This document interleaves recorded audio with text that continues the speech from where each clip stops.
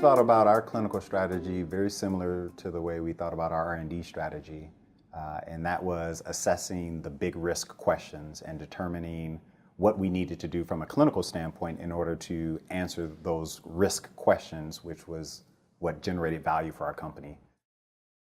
I think the clinical data requirements are very different depending on the project. For our specific project, which was a coating for contact lenses, the clinical requirements for FDA approval were very minimal. Essentially, we needed to show safety for our coating being applied to existing materials since we had engaged with some of the bigger companies already. However, for a market perspective, the clinical data that we needed was much higher. There's a much higher bar for that. Because we were trying to solve this problem of comfort, we needed clinical data that showed improved comfort for using our coating, no matter how safe it was, no matter how manufacturable we'd gotten the coating process to be. We needed data that showed that the coating actually worked when you put it on eye. And that was a much higher bar than the FDA.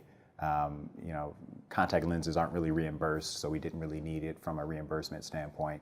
So our major clinical drive was, what do we need to convince the big contact lens companies that we were engaging with that our product had value?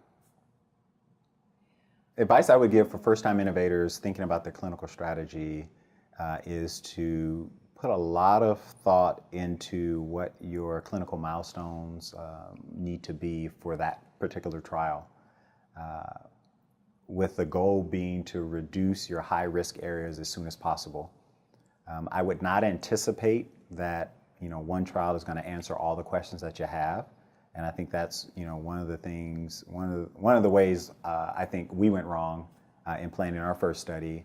I think we assumed that one study was going to answer all the questions that we needed to answer, and that was just not the case. And I think that's probably the norm for clinical trials. So building into your plan and your budget the ability to do multiple trials, to iterate on your product and then go back and get more answers, I think is really important. But really nailing down what questions you want to answer and making sure that your trial is designed to answer those critical questions.